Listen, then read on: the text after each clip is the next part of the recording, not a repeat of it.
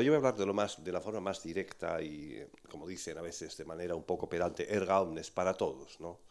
No hace falta ni ser experto en filosofía. Expertos en amor, de una u otra manera, somos todos, por lo tanto yo no creo que sea muy difícil el conectar con vosotros.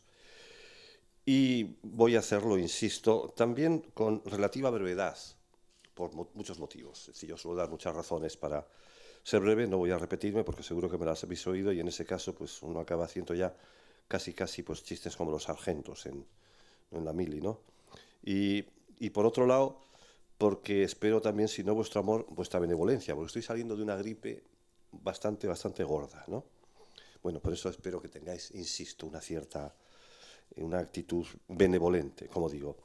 Bueno, yo hay dos o tres motos, antes de iniciar la charla, que me gustaría decir. Uno está sacado de la obra famosa de Montaigne, Los ensayos, cuando dice: el hombre es vano, diverso y fluctuante. Bueno, yo lo de vano no sé, pero el resto ciertamente se podría aplicar perfectamente al amor. Si es vano, será vacío en el sentido que recibe todo, pero que es diverso, no me cabe la menor duda. Y que es fluctuante, ahí sí que no veo la menor duda al respecto, ¿no? Después, otra de las cosas que quiero decir es que voy a hacer bastantes citas. No sé si muchas, a lo mejor no tantas, pero yo creo que sí, bastantes. Mi hijo me suele reñir, antes por lo menos me reñía, y dice: es que citas mucho y eso acaba siendo muy pesado. Pues puede ser, yo trataré de no ser pesado. Pero decía un semifilósofo importante, Foucault, que saber es saber citar. No saber citas, sino saber citar. Bueno, yo espero que pues, las musas me inspiren para saber citar, que las citas estén en su sitio. Y ya que hablo de citas, otro filósofo, para algunos teólogo judío, para mí uno de los personajes más interesantes del siglo pasado, que era Walter Benjamin, decía que el mejor libro que le hubiera gustado escribir es un libro de citas. Y es verdad, está casi todo dicho, ¿no? Saber elegirlas. Y ya en las citas, aquella de Goethe, que me parece un poco cínica, pero con mucha razón. Decía: lo que voy a decir lo dijeron ya Platón, Aristóteles, Plotino. El mérito mío es saber repetirlo, ¿no? Bueno, pues, en fin, cuando aparezcan citas, pues simplemente lo que trato es de que esas citas estén insertas en aquello que yo quiero decir y que otros lo han dicho antes y seguro que mucho mejor. De luego, esta ya no es una cita de otros, sino que es mía, y yo diría lo siguiente: ¿quiere uno conocer al ser humano? Pues que conozca el amor, que en buena parte es la raíz de lo que somos, y que desde ahí podemos tener una perspectiva realmente importante para saber cómo funcionamos después, para bien y para mal, los humanos. Bueno, esto dicho, paso ya a lo que es la charla. Y la charla va a constar de tres partes. Yo trataré de que todas ellas estén entrelazadas y trabadas todo lo posible. Bueno, en esas tres, en la primera, voy a hacer una introducción a las dificultades de un tema como este, que no es baladí, ya lo he dicho, que no es fácil, ya lo he dicho. Y también una introducción y a la casi imposibilidad de una definición o delimitación de lo que es el amor. Bueno, esa será la primera parte. Y ahí me extenderé en esa primera parte, no mucho, pero me extenderé en ese aspecto. Después, en la segunda, me voy a fijar, y va a ser el núcleo, el corazón, la pepita de oro, si tiene alguna de la charla, en el amor de los amores, en el amor de los enamorados, en el amor de los novios, dure lo que dure. Los psicólogos dicen de 6 meses a año y medio, no lo sé, pero que tiene un umbral evidente. El amor es como el miedo que tengo yo al avión. Cuando pasan de 2 horas ya se me ha quitado. Claro, porque es que no... Viajo no sé, a Latinoamérica, uno no puede estar. Vamos, como tuve además, estoy bastante traumatizado con una mala experiencia, pues bueno, digo que voy a hablar del amor de los amores, de ese amor de novios, de ese que da calambres en las piernas, sonroja, hace balbucearnos y bueno, se nos pone cara de alienados. Iba a decir de tontos, pero voy a decir de alienados, ¿no? Bueno, ese es el amor-pasión, el amor por excelencia, como veremos enseguida. Y finalmente, en la tercera parte, yo voy a dar mi opinión y, si me permitís, algún consejo mini-moral desde la filosofía, desde cierta desfachatez filosófica, porque para hablar de estas cosas desde la filosofía, desde cualquier sitio, hay que ser, como diré después, un tanto osado, un tanto atrevido, ¿no? Ahora, eso sí, lo voy a hacer aterrizando y haciéndolo carne. Es decir, no voy a quedarme en abstracciones. Las abstracciones están muy bien, y a veces lo más concreto, como decía Agustín García Calvo, es lo abstracto. Pero bueno, voy a tratar de, como diré después, de mojarme y caer en aquello que nos importa, que es precisamente el amor de todos los días. Y haré alguna cala también, algún paréntesis respecto a todo lo que vaya diciendo. Igual que las citas, pues haré calas, ¿no? Como suelen decir los periodistas, no de hondo calado, sino calas, sin más. Bueno, paso al primer punto que os he dicho ya, que es precisamente introducirme en las dificultades del tema y si se puede dar o no una definición de amor. Bueno, para Hesíodo, el griego Hesíodo, el amor es el arquitecto del universo. Él llamaba Eros al amor, después le han dado muchos significados, pero bueno, Eros quizás es el más... es el que usa él, además. Eros era el más antiguo de todos los dioses, ¿no? El unitivo. Bueno, era el arquitecto del universo. Y según Platón, el principio de nuestros mayores bienes es el amor. Yo diría que con su sombra y de males, porque todo lo que toca el corazón del mundo es ambiguo, tiene las dos partes, la luz y la sombra. Bueno, yo creo que es difícil no estar inclinado a recibir con cierto acuerdo e incluso agrado este tipo de sentencias o expresiones. Ahora bien, tales expresiones, o mejor dicho, sentencias, tienen sin duda mucho de metafóricas y de aura poética, de literatura que suele acariciar los oídos. La literatura está lleno de obras sobre el amor, desde Dante, Petrarca, León Hebreo, o novelas como Ana Karenina, Madame Bovary, etcétera, etcétera, etcétera. Y en este sentido, todo esto es muy poético, lo acabo de decir, pueden quedarse en retórica. Buena retórica, pero retórica. Y retórica es palabra, palabra nada más, ¿no?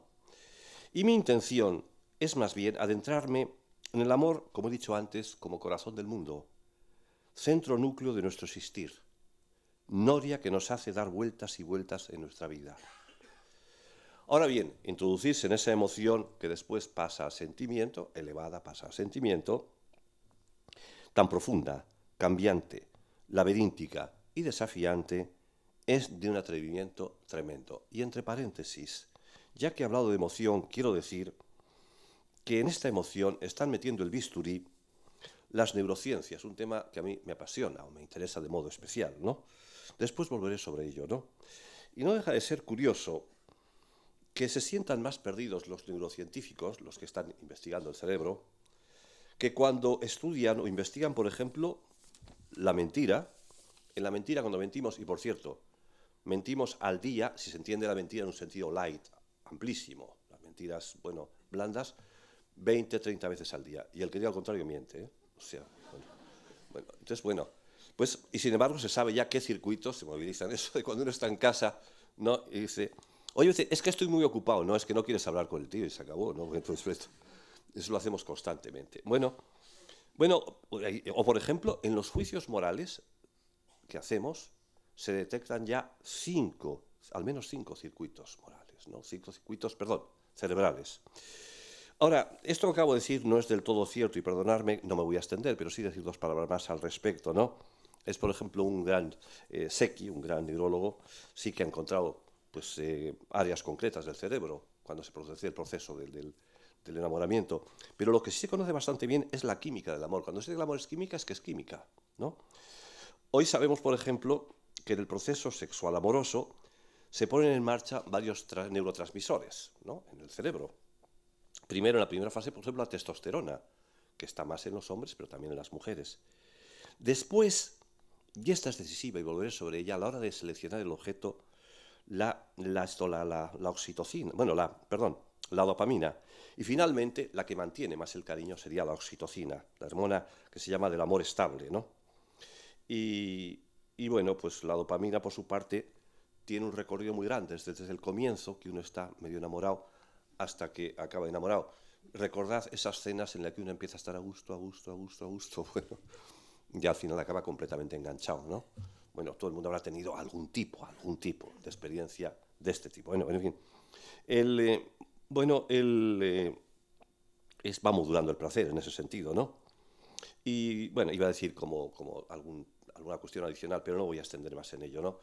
Pero sí son una cuestión realmente interesante que se ha descubierto en todas las neurociencias, ya que estoy haciendo esta cala o paréntesis, que por ejemplo en el orgasmo se produce un disparo o una reacción similar que en la agresión. Se pasa rápidamente del simpático al parasimpático. Es decir, que tiene algo de agresión, ¿no? el orgasmo, o el orgasmo se parece mucho a la agresión. Y ahora, naturalmente, como decía Lorenz, la única forma de, bueno, mejor dicho, una de las formas mejores para liberarse de la agresión es el humor. Con lo cual no quiere decir que uno haga el amor riéndose, pero bueno. Pero yo, si me permitís esto, a lo mejor es un exceso de confianza con vosotros, pero es que no me puedo morder la lengua al decirlo, pero donde yo vivo, da pared con una pareja que yo les oigo todos los recitales. Entonces, y cuando están en la Operación Triunfo, pues me hace mucha gracia, porque antes de no paran de reírse, y después de también. Tengo ganas de preguntarles de qué se ríen, porque realmente es algo que me llama mucho la atención, ¿no? Pero bueno, era un paréntesis que quería hacer, pero es importante el de las neurociencias para saber, como diré después, hasta qué punto la naturaleza pues, juega un papel fundamental, básico en todo lo que hacemos y concretamente en un tema que parece ya tan etéreo, tan alado, ¿no? Como es tan divino. Bueno, continúo con el atrevimiento que decía antes. Yo me voy a atrever, sin embargo, en esta aventura, aunque salga escaldado, como decía antes Ignacio. Cierto que al amor se le ha cantado, poetizado, como he dicho, literalizado o reducido al silencio. Aquí valdría aquella frase de Cioran: toda palabra es una palabra de más, muchas veces, ¿no? Por eso, y también se ha dicho, podría sonar raro, utilizar la razón, que es lo que se utiliza en mi gremio, que es el gremio filosófico, en esta desbordante empresa, o para decirlo de una manera muy cursi, utilizar el prefrontal para hablar del límbico, de los sentimientos, ¿no? Después también diré dos palabras sobre ello. Pero bueno, me voy a exponer, lo repito, es una emoción profunda y es una emoción que tiene estas características a las cuales me he referido y que es difícil meterle el diente, que es difícil meterle el bisturí. Ahora, por eso no es extraño, si esto es así, que los filósofos en general, con grandes y excelentes excepciones, por ejemplo, Sócrates o Platón, en El banquete, libro que todo el mundo debía de leer, se dedique o no se dedique a la filosofía, que es un libro espléndido donde nos va contando en un diálogo además extraordinariamente bien escrito, como todo lo que hace Platón, que era un gran literato, se va pasando del amor a los cuerpos al amor místico, ¿no? Salvo en el caso de Platón y alguno más, normalmente los filósofos han solido recular a la hora de enfrentarse con el amor. Es como si les diera vergüenza, como si le tuvieran miedo, o lo consideraran algo menor. Por cierto, y hago también otra cara, hay un libro que a mí me llamó bastante la atención, Safrestein, y que es poco conocido a mi modo de ver, en donde dice que la mayor parte, él coge los 24 mejores o más importantes filósofos de la historia occidental. Bueno, pues muy pocos, aproximadamente cuatro, tuvieron unas relaciones normales con mujeres. No deja de ser curioso eso, ¿no? Es decir, de Sócrates a Wittgenstein parece que les dio miedo el acercarse al amor, y con el amor en concreto, en este caso, siendo ellos hombres, a las mujeres. Bueno, hay excepciones. Russell tuvo un montón a lo largo de su vida, ¿no? Otra cosa es que fuera filósofo, ¿no? Pero en cualquier caso, este es un tema, perdóname la cara, realmente interesante, porque ¿qué es lo que pasa en estos casos? ¿Es que acaso es una pasión incompatible con otro tipo de pasiones? ¿Es que el filósofo ha matado a la diosa madre a la poesía y por lo tanto ha quedado en una prosa que le resulta difícil después entrar en una cosa, bueno, tan suave, tan dulce como es el amor, por lo menos en una de sus partes, ¿no? No deja de ser un gran tema de difícil solución. Como hay tantos en donde se entrecruzan, yo creo que el enroscamiento que entra en la naturaleza y la cultura, ¿no? Steiner cuenta en un prólogo precioso sobre la homosexualidad cómo hay temas realmente que no sabemos por qué suceden y nos va a ser muy difícil saberlo. Tienen algo de misterio. Por ejemplo, ¿por qué nunca sale de un filósofo un hijo filósofo? Yo espero que mi hijo lo sea, pero vamos, en cualquier caso, de momento no lo es. Y sin embargo, las sagas musicales o matemáticas, o por qué, por ejemplo, en un segmento entre científicos y artistas, los artistas son, en términos cuantitativos o estadísticos, más cercanos a la homosexualidad y los científicos a la heterosexualidad. Sí, son temas realmente importantes y vuelvo a repetir, tenemos una gran oscuridad, ¿no?, al respecto. Bueno, en cualquier caso, el hecho es, vuelvo, que los filósofos han solido tener bastante miedo, no han querido mojarse, en esto han querido meter ahí las uñas, y como excepción quizá el caso de Schopenhauer, que le molestó mucho, y en este caso se metía como siempre contra Kant, ¿no?, ante este arrugarse. Bueno, he de confesar que esta ha sido una de las razones, no la única, o contrarrazones si queréis, que me ha llevado a escribir este libro, El amor y sus formas. Y es que, continúo en un paso más, si el amor es tan vital, como he dicho, y todos deberemos reconocerlo, tan central en nuestro existir, hay que volver, lo repito una y otra vez sobre él y reflexionar una vez más, por mucho que se haya escrito o se escriba o se calle, alrededor de esta pasión terrible que nos persigue como un Dios celoso. Por cierto, los celos, y si no que se lea Otelo, es otro de los grandes temas, ¿no?, del amor. Y por otro lado, una pasión que mueve el mundo. Para ello, precisamente, para volver a reflexionar, no hay más remedio que intentar, si esto fuera posible, delimitarlo, ofrecer su contorno, una definición. Y hay que definirlo dentro de lo posible. Yo no creo, como decía Nietzsche, que lo que tiene definición no tiene historia. ¿Por qué? O todavía peor, lo que decía Agustín de Hipona, pero todas las cosas que lo decía yo creo que lo decía con mala uva, ¿no? Decía, la definición la hacen los enemigos. Joder, eso faltaba, ¿no? Bueno, eso es algún tipo de definiciones, ¿no? Yo creo que lo que hay que hacer, insisto, es intentar acercarnos a ello. Bueno, sin embargo, un filósofo, Hume, entre otros, escribe que no es posible definir el amor. Sería, y esto ya no es de él, es mío, como echar agua en una cesta.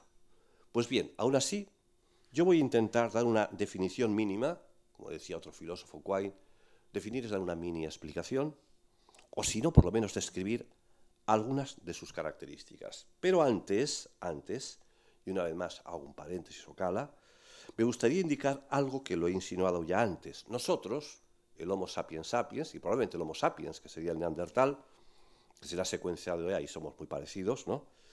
No estamos determinados, pero sí condicionados por la naturaleza, y concretamente por los genes egoístas, que diría Dawkins, ¿no? Y es que se trata, en el amor, como he dicho antes, de las sustancias bioquímicas, la oxitocina decíamos antes, que hacen que nos atraigan sexual y más que sexualmente algunos cuerpos concretos. Experimentos muy bien hechos y sobre todo, bueno, puestos vulgarizados por un neurólogo neurocientífico que es Damasio, con el topillo o ratoncillo de la pradera, han dado lugar a lo que se conoce con neurología de la fidelidad. El topillo es monógamo, los humanos bastante menos, pero somos monógamos imperfectos, suele decirse, ¿no? Pero, por cierto, es el topillo de la pradera.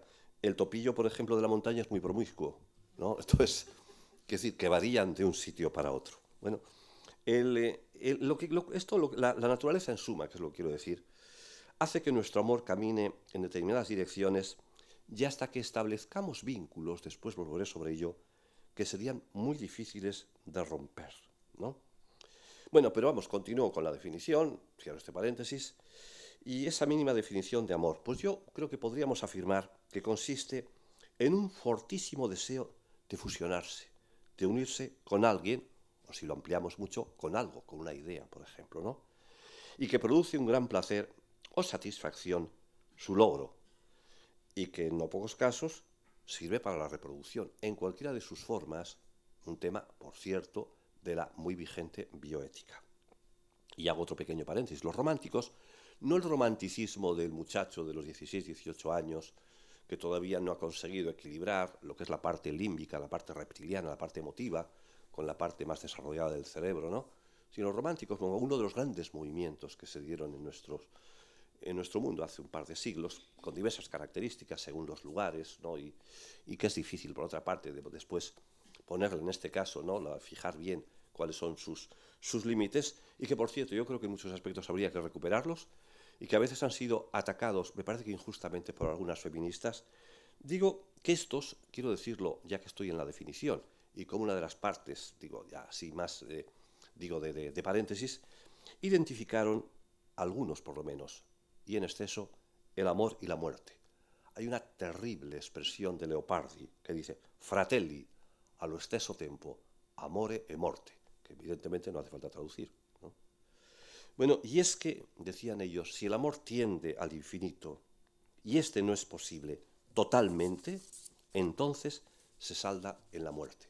Todo un tema realmente interesante. Bien, yo una vez más lo dejo entre paréntesis. Bueno, de todos los amores, que han quedado definidos como esa fusión y que son recogidos, por lo tanto, en la definición principal, el más importante es, por lo menos porque es la fuente, y sobre él volveré enseguida, el que yo quiero quedarme en él, es el amor-pasión. El amor que decía antes de enamorados, de novio, que nubla la vista y que hace que nos tiemble todo el cuerpo. De él y desde él, esto es como las cabezas de un pulpo, o los cerebros de un pulpo, o las manos, no, de un pulpo, fluyen otro tipo de amores con sus diversas características. Por ejemplo, el amor maternal, el único amor incondicional que hay, por supuesto. Ese sí que es incondicional, el maternal, ¿no? El paternal, el de la amistad, el religioso místico o el del amor a la humanidad. Ahora bien, si esto es así, el amor entonces es como un río que nace y que después va teniendo sus afluentes, con sus corrientes, escollos, detritus, etcétera, como hemos visto.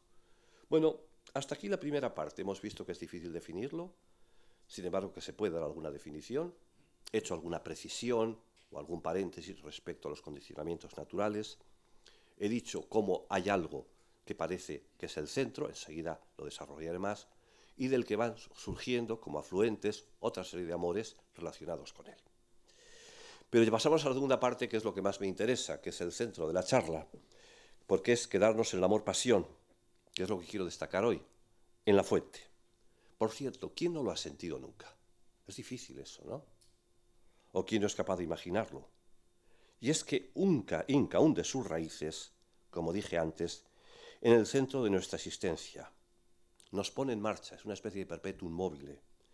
Y es como un fogonazo tan potente que ciega, o no. Ortega decía, entre otros, que ciega. A veces el enamorado tiene una enorme sensibilidad para ver cosas. Ahora las más importantes se le escapan, ¿no? Bueno, tanta es la intensidad de su pasión, en el sentido de padecer. Pasión tiene muchos significados en la historia de la filosofía, en el sentido de ser poseído, ¿no?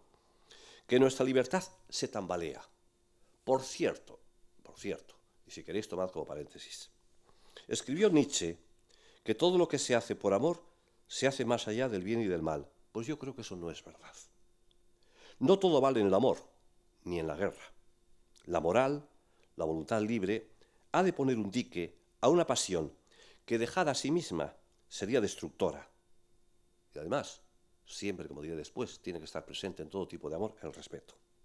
Ahora bien, cierro lo que decía Nietzsche, sobre esta flecha, volviendo al amor-pasión, lo que es el centro de lo que yo quiero decir hoy, que apunta al corazón y se clava en el cuerpo entero, se cierne, como el dios del Génesis, la negra sombra del desamor. De ahí que el enamorado se parezca al sacerdote rey que pinta el antropólogo Fraser en La rama dorada. Este tenía miedo a que alguien más joven le mate y le destrone. Ahora bien, dentro de ese amor hay amores que se disuelven como un azucarillo, unas historietas, nada más, un Freud, ¿no? Pero hay otros que amargan, como diría Freud, que son puro duelo, o llenan de melancolía la vida entera de una persona. Hay una poesía preciosa de un desconocido, Bernaldez, cuando decía, en dos prisiones me encuentro. De la una puedo separarme, la persona, de la mía no. Voy a estar enamorado toda la vida y no correspondido. Es como estar condenado, ¿no? Como siempre. Y otros, más todavía, llevan directamente al suicidio. Es lo que le ocurrió al joven Werther con su amada Carlota, personaje que nació de la pluma de Goethe. Por cierto, no deja de admirar que Goethe escribió este libro, que tuvo una influencia extraordinaria, con 24 años y en un mes. Ya está bien, ¿no? Unamuno escribió un librito, uno de los mejores, a mí, San Manuel Bueno Mártir, en 2 meses, y Kant, su gran obra, en 6 meses.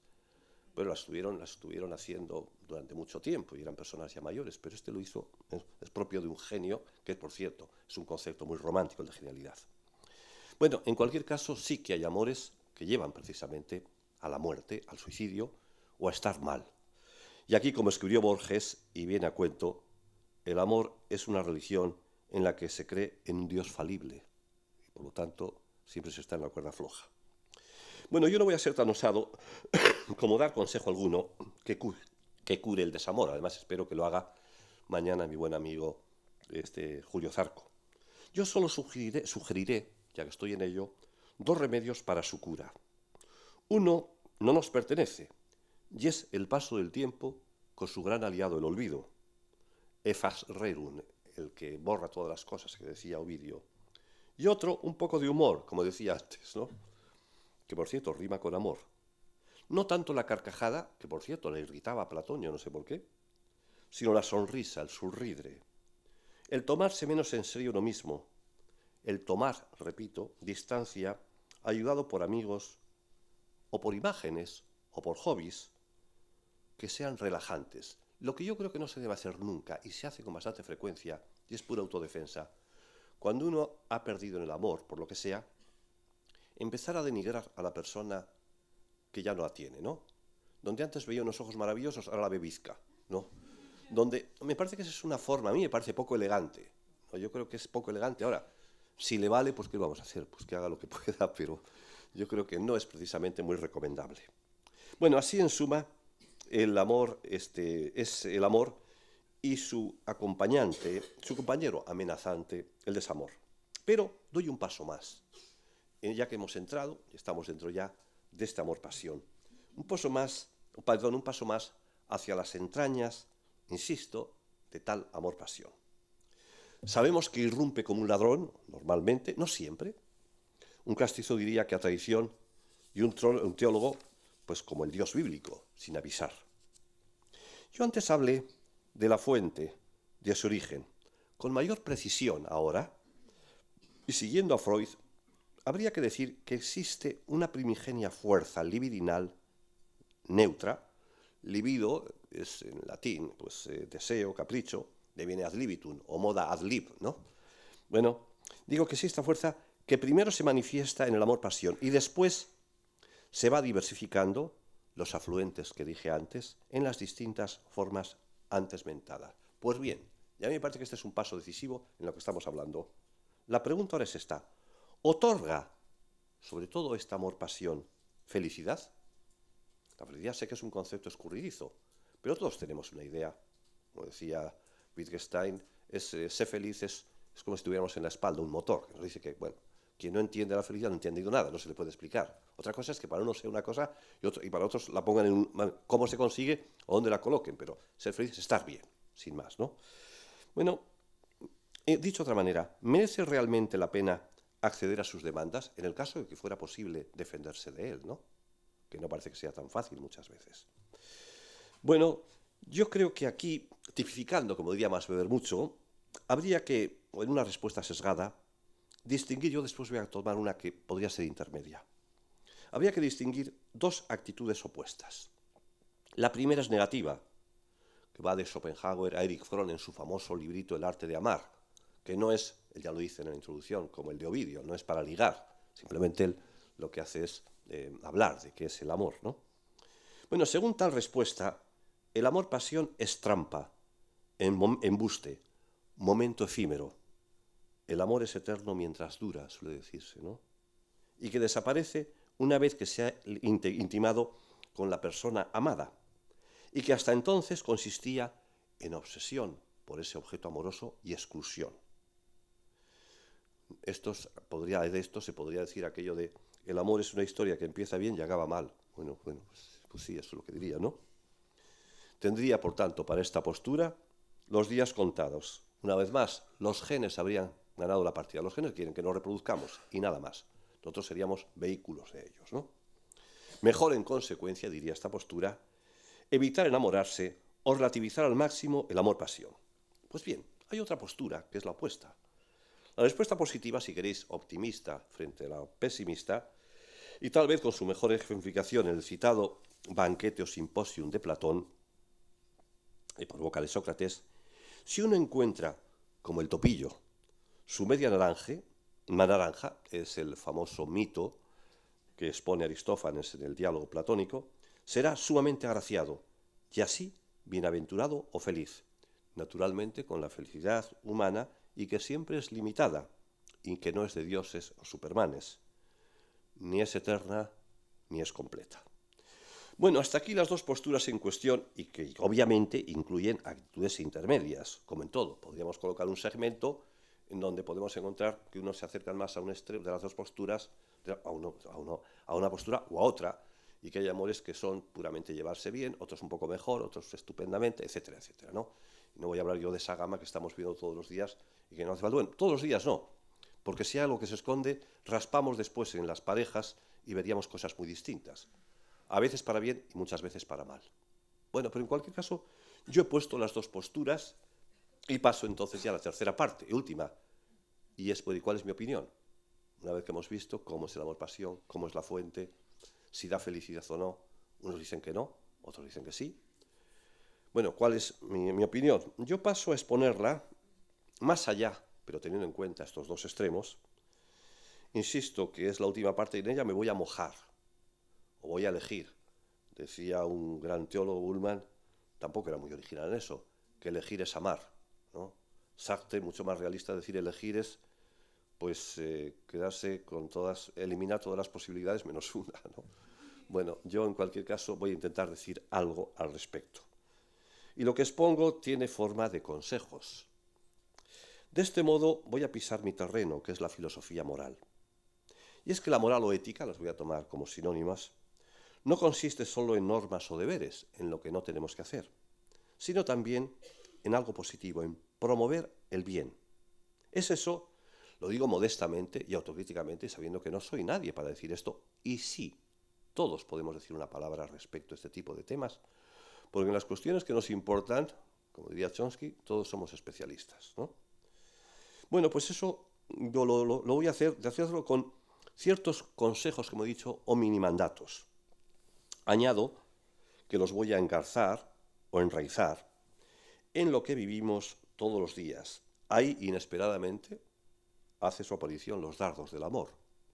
Es decir, los voy a engarzar en la vida cotidiana, ¿no? Bueno, pues bien, en una especie de catálogo, he puesto un catálogo resumido, yo voy a sintetizar mi postura de la siguiente manera. Primero, una especie de proviso o cuasi introducción. Yo creo que hay que tener voluntad para aprender a amar, pero todo tipo de amor. Y sí que haría falta una cierta escuela de amor desde la guardería, una cierta educación sentimental, por decirlo también literariamente, ¿no? Es cierto que el amor-pasión tiene mucho de expresivo y hasta de grito, como algunos dicen que en la fe, o como algunos dicen en los profetas.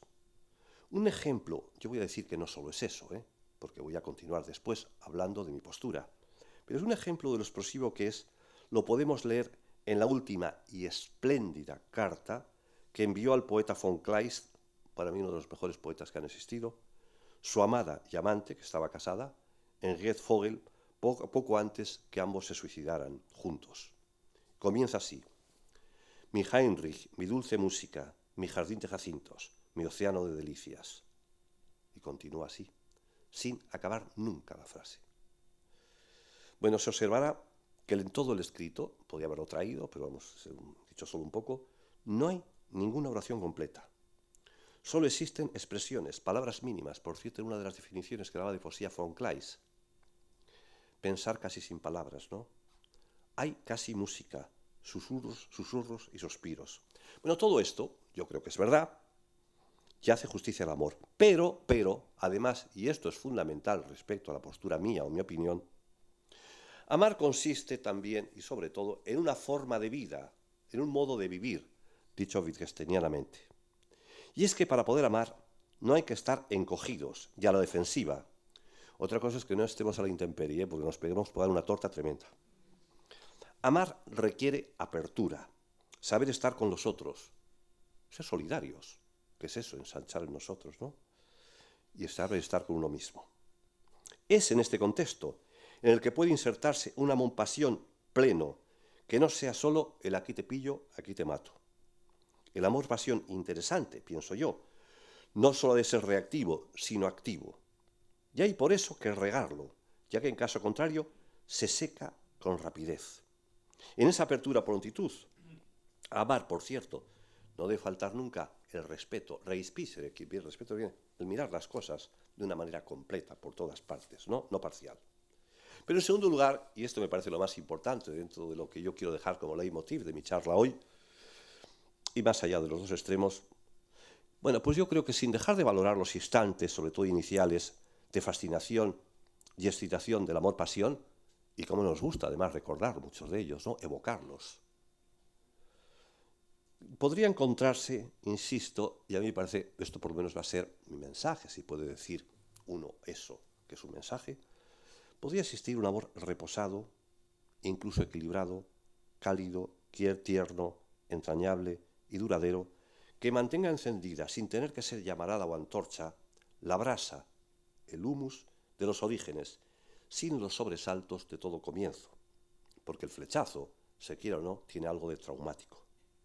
Y eso sí, con capacidad además, este amor, tal como lo he descrito, de rememorarlo, de reeditarlo constantemente.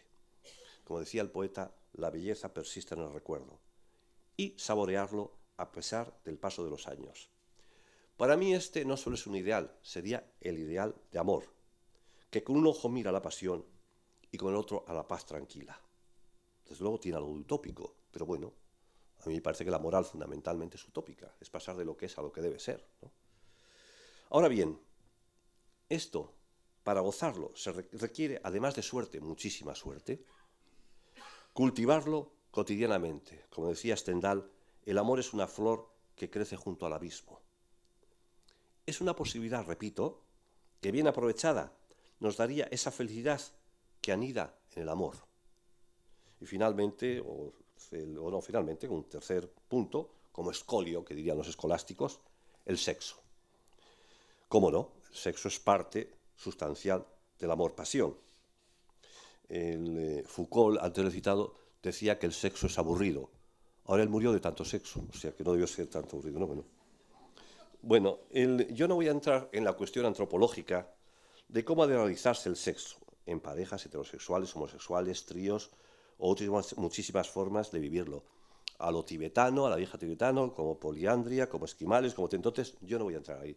Me limito a señalar que nuestra cultura, que es la que me ha tocado vivir, como diría Nietzsche, que no es capaz de vivir su cultura, no es capaz de vivir ninguna, predomina, obvio es decirlo, el matrimonio, que por cierto tiene una etimología muy distinta a la que utiliza cierta gente, es entregar a alguien, es el último término, matrimonio no dice nada a favor de la etimología de la mujer, es entregarla como un objeto para que sea madre, ¿no?